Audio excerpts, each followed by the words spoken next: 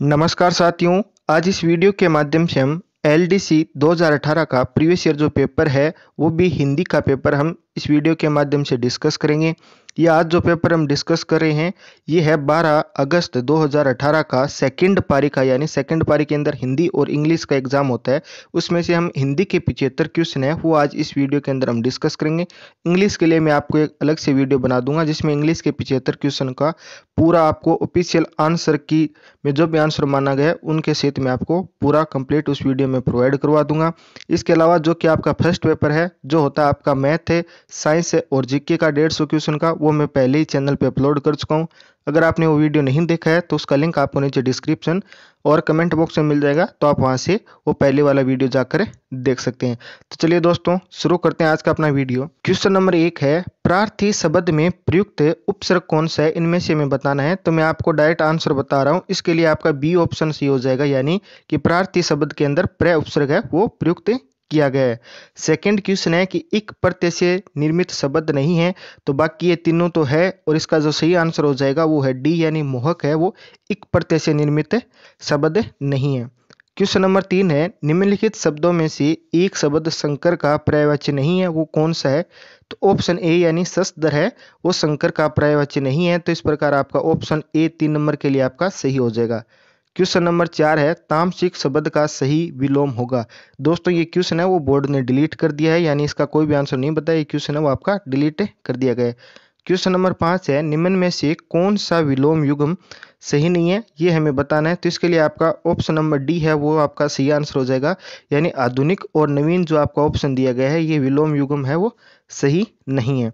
Question number 6, पतंग शब्द किस अर्थ में प्रयुक्त नहीं होता है। तो इसके लिए बी ऑप्शन सही हो जाएगा, यानी पक्षी के लिए पतंग है वो प्रयुक्त नहीं होता है, बाकी तीनों के लिए होता है। नेक्स्ट क्वेश्चन है, क्वेश्चन नंबर 7 है, स्मरण और विद्वान शब्दों के लिए उचित विकल्प है वो हमें चुनना है। तो क्वेश्चन नंबर 7 के लिए आपका बी ऑप्शन है वो सही हो जाएगा, यानी शुद्धि और शुद्धि के लिए आपका इस क्वेश्चन नंबर 7 के लिए बी ऑप्शन है वो आपका सही रहेगा। अगर दोस्तों आपका किसी भी क्वेश्चन में कोई प्रकार का आपका डाउट रहता है तो आप कमेंट करके पूछ सकते हैं। ये पेपर और इसका जो आंसर की माना गया है बोर्ड के द्वारा ऑफिशियल आंसर की, वो मैं आपको टेलीग्राम चैनल पर प्रोवाइड करवा दूंगा। टेलीग्राम चैनल का लिंक आपको नीचे डिस्क्रिप्शन और कमेंट बॉक्स में मिल जाएगा, तो आप वहां से जाकर इसको जरूर डाउनलोड कर लेना। क्वेश्चन नंबर 8 दिया गया है, निशाकर और निशाचर शब्द के लिए कौन सा सही अर्थ होगा। तो क्वेश्चन नंबर 8 के लिए आपका ए ऑप्शन है वो सही रहेगा, यानी निशाकर के लिए चंद्रमा और निशाचर के लिए आपका राक्षस है वो सही आंसर हो जाएगा। क्वेश्चन नंबर 9 है, निम्नलिखित में से कौन सा विशेषण संज्ञा शब्द से नहीं बना हुआ है। तो क्वेश्चन नंबर 9 भी आपका बोर्ड द्वारा डिलीट कर दिया गया है। इन 75 क्वेश्चनों में से 7 से 8 क्वेश्चन है जो बोर्ड ने डिलीट कर दिए गए हैं, तो यानी क्वेश्चन नंबर 9 भी आपका डिलीट कर दिया गया है। क्वेश्चन नंबर 10 है, निम्न में से शुद्ध शब्द कौन सा है वो हमें बताना है। तो क्वेश्चन नंबर 10 के लिए जो आपका सही आंसर हो जाएगा वो आपका ऑप्शन डी, यानी सारांश शब्द है वो आपका सही आंसर रहेगा। क्वेश्चन नंबर 11 है, वह दृश्य है देख मेरी आंखों में आंसू आ गए वाक्य में अशुद्धि का कारण है। तो क्वेश्चन नंबर 11 के लिए आपका डी ऑप्शन सही हो जाएगा, यानी इसमें वचन संबंधी अशुद्धि है वो इसका सही आंसर हो जाएगा। क्वेश्चन नंबर 12 है, भगवान द्वारा हमारी रक्षा की जाती है वाक्य में किस वाच्य से संबंधित है। तो क्वेश्चन नंबर 12 के लिए बी ऑप्शन से हो जाएगा, यानी कर्म वाच्य का उदाहरण रहेगा। क्वेश्चन नंबर 13 है, मोहन ने अविनाश को पढ़ाया वाक्य में कौन सी क्रिया है। तो क्वेश्चन नंबर 13 के लिए आपका डी ऑप्शन है वो सही हो जाएगा, यानी सकर्मक क्रिया इसके अंदर सही आंसर रहेगा। क्वेश्चन नंबर 14 है, अभिज्ञ और अभिज्ञ उचित शब्द युग्म हमें छांटना है। तो क्वेश्चन नंबर 14 के लिए आपका ऑप्शन नंबर डी सही हो जाएगा, यानी जानकर और मूर्ख इसके लिए सही आंसर रहेगा। क्वेश्चन नंबर 15 है, संख्या शब्द इतिहास उपेक्षा ये मूल शब्द है, इनका हमें सही विशेषण है वो बताना है इतिहास और उपेक्षा का। तो क्वेश्चन नंबर 15 के लिए आपका बी ऑप्शन सही हो जाएगा, यानी ऐतिहासिक और अपेक्षित है वो इसका सही आंसर हो जाएगा। क्वेश्चन नंबर 16 है, निम्नलिखित में अशुद्ध शब्द समूह का जो विकल्प है वो हमें चुनना है। तो इसके लिए आपका ऑप्शन सी है वो इसके सही आंसर हो जाएगा। नेक्स्ट है क्वेश्चन नंबर 17, अशुद्ध वाक्य इनमें से कौन सा है ये हमें बताना है। तो क्वेश्चन नंबर 17 भी बोर्ड के द्वारा डिलीट कर दिया गया है। इस प्रकार आपके 3 क्वेश्चन अभी तक है वो बोर्ड के द्वारा डिलीट कर दिए गए हैं। निम्नलिखित में से गलत विकल्प है वो हमें बताना है। तो क्वेश्चन नंबर 18 के लिए जो आपका सी आंसर होगा वो हो जाएगा सी नंबर, यानी मैं इस गर्मी में नहीं सो सकता कर्मवाच्य, ये आपका आंसर है वो गलत हो जाएगा। नेक्स्ट क्वेश्चन है क्वेश्चन नंबर 19, निम्नलिखित किस वाक्य में पूर्वकालिक क्रिया का प्रयोग हुआ है? तो क्वेश्चन नंबर 19 के लिए आपका ए ऑप्शन है वो सही हो जाएगा, यानी अंकिता खेल कर पढ़ने बैठेगी। इसके अंदर पूर्वकालिक क्रिया का प्रयोग किया गया है। क्वेश्चन नंबर 20 है, युद्ध की इच्छा रखने वाला वाक्यांश के लिए एक शब्द कौन सा हो जाएगा? तो इसके लिए बी आंसर आपका सी हो जाएगा, यानी युद्ध है इसके लिए सही आंसर रहेगा। क्वेश्चन नंबर 31 है, लोकोक्ति व मुहावरे में सही अंतर क्या है वो हमें बताना है। तो क्वेश्चन नंबर 21 के लिए आपका सी आंसर है वो सही हो जाएगा, यानी कि लोकोक्ति एक पूर्ण वाक्य होता है जबकि मुहावरा एक वाक्यांश मात्र होता है। तो यानी 21 के लिए आपका सी नंबर ऑप्शन है, यानी 3 नंबर ऑप्शन सी हो जाएगा। क्वेश्चन नंबर 22 है, निम्नलिखित में से किस विकल्प में हिंदी समानार्थी सही नहीं है? तो इसके लिए आपका डी आंसर है वो सही हो जाएगा, यानी प्रोविडेंट फंड वेतन विधि, ये आपका आंसर है वो सही नहीं रहेगा। नेक्स्ट क्वेश्चन है, क्वेश्चन नंबर 23 है, प्रमोत्सव शब्द में कौन सी संधि है? तो क्वेश्चन नंबर 23 के लिए आपका ए ऑप्शन है वो सही हो जाएगा, यानी गुण संधि का ये आपको उदाहरण दिया गया है। क्वेश्चन नंबर 24 है, सदैव शब्द का संधि विच्छेद है वो कौन सा होगा? तो क्वेश्चन नंबर 24 के लिए जो आपका सी आंसर हो जाएगा वो हो जाएगा बी, यानी सदा धन एव, इसके लिए सही आंसर रहेगा। क्वेश्चन नंबर 25 है, नमस्ते में कौन सी संधि है? तो क्वेश्चन नंबर 25 के लिए आपका डी आंसर सही हो जाएगा, यानी इसके अंदर विसर्ग संधि आपका सही आंसर रहेगा। क्वेश्चन नंबर 26 है, निम्नलिखित पदों में कर्मधारय समास का उदाहरण है। तो क्वेश्चन नंबर 26 भी आपका डिलीट कर दिया गया है, ठीक है, ये क्वेश्चन भी डिलीट है। क्वेश्चन नंबर 27 है, जिस समास में दोनों पदों की प्रधानता होती है, तो उसके लिए सी आंसर हो जाएगा द्वंद्व, यानी जिसमें दोनों पद प्रधान होते हैं। क्वेश्चन नंबर 28 है, अधकचरा शब्द किस उपसर्ग से बना है? तो क्वेश्चन नंबर 28 के लिए आपका बी आंसर हो जाएगा, यानी अध उपसर्ग से बना है। क्वेश्चन नंबर 29 है, कुपात्र में कौन सा उपसर्ग है? तो क्वेश्चन नंबर 29 के लिए सी आंसर सही हो जाएगा, यानी इसके अंदर कुपसर्ग है। क्वेश्चन नंबर 30 है, उपनाम शब्द में कौन सा उपसर्ग है? तो क्वेश्चन नंबर 30 के लिए आपका ए आंसर सही हो जाएगा, यानी इसके लिए उप है वो उपसर्ग रहे। क्वेश्चन नंबर 31 है, बुलावा शब्द में कौन सा प्रत्यय है? तो 31 के लिए आपका ऑप्शन नंबर ए है वो सही हो जाएगा, यानी इसके अंदर आवा प्रत्यय सही आंसर रहेगा। क्वेश्चन नंबर 32 है, निम्नलिखित में से किस शब्द में ई प्रत्यय का प्रयोग हुआ है वो हमें बताना है। तो 32 के लिए सी ऑप्शन सी हो जाएगा, यानी क्वेश्चन नंबर 33 है, निम्नलिखित में से कौन सा शब्द बादल का पर्यायवाची है? तो क्वेश्चन नंबर 33 के लिए ऑप्शन ए सी हो जाएगा, यानी जलद है वो बादल का पर्यायवाची रहेगा।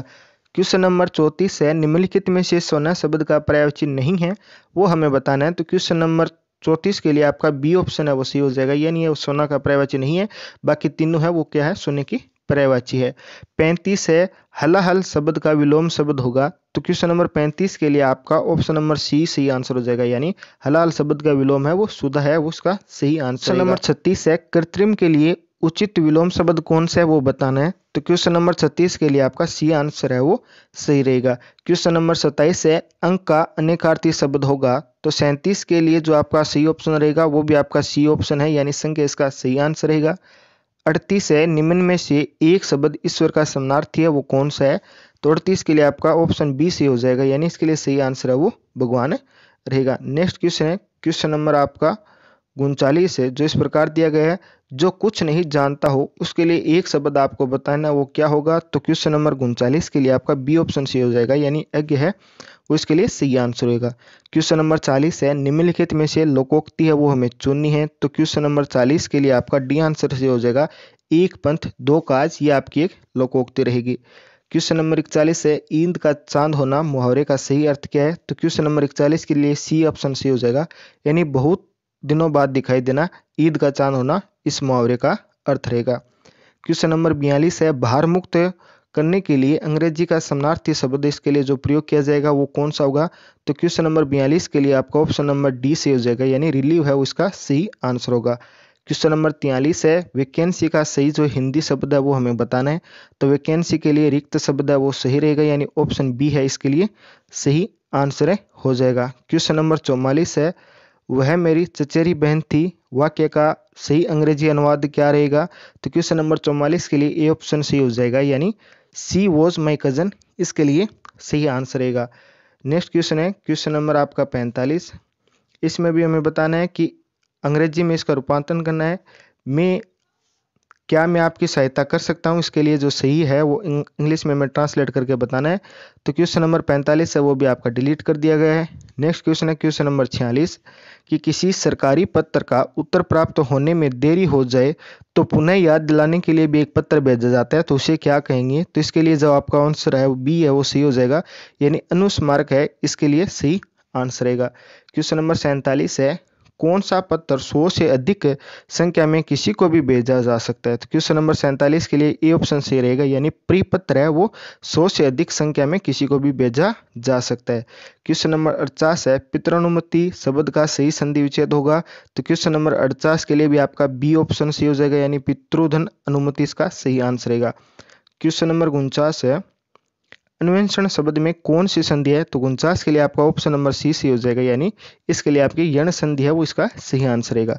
नेक्स्ट क्वेश्चन है क्वेश्चन नंबर 50 विद्यालय शब्द का सही विग्रह क्या हो जाएगा। तो ये हो जाएगा विद्या के लिए आल्य, ये इसका सही आंसर रहेगा। क्वेश्चन नंबर 51 है जलद और जलज का जो सही युग्म है वो हमें बताना है। तो क्वेश्चन नंबर 51 के लिए आपका ऑप्शन नंबर ए सही हो जाएगा, यानी बादल और कमल इसका सही आंसर रहेगा। क्वेश्चन नंबर 52 है किस क्रमांक में इंदिरा और इंदिरा शब्द का सही अर्थ भेद है। तो क्वेश्चन नंबर 52 के लिए ऑप्शन ए सही हो जाएगा, यानी लक्ष्मी और इंद्र की पत्नी सच्ची इसका सही आंसर रहेगा।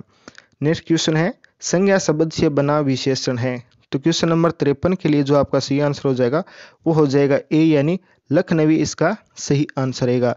क्वेश्चन नंबर 24 है निम्नलिखित शब्दों में से संज्ञा शब्द से बना विशेषण है वो हमें बताना है। तो क्वेश्चन नंबर 54 के लिए सी आंसर आपका सही हो जाएगा, यानी सुगंधित है इसका सही आंसर रहेगा। क्वेश्चन नंबर 55 है निम्नलिखित शब्दों में से शुद्ध शब्द कौन सा है वो बताना है। तो क्वेश्चन नंबर 55 के लिए आगामी ये सही आंसर है इसका रहेगा।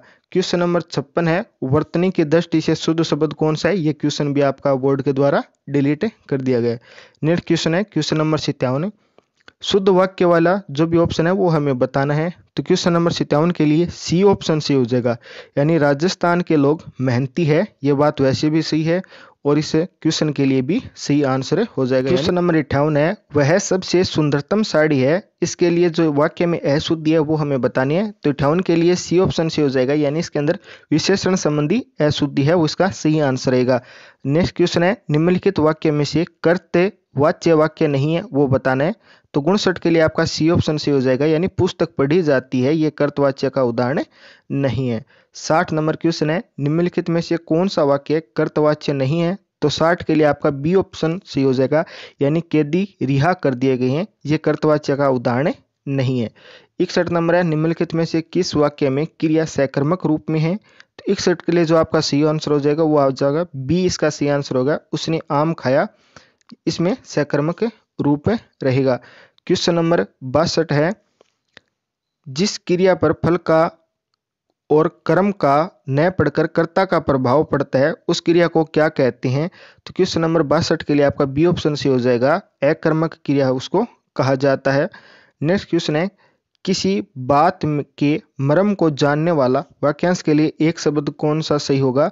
तो मर्मज्ञ है इसके लिए सही आंसर होगा, यानी 63 के लिए बी ऑप्शन आपका सही रहेगा। नेक्स्ट क्वेश्चन है क्वेश्चन नंबर 64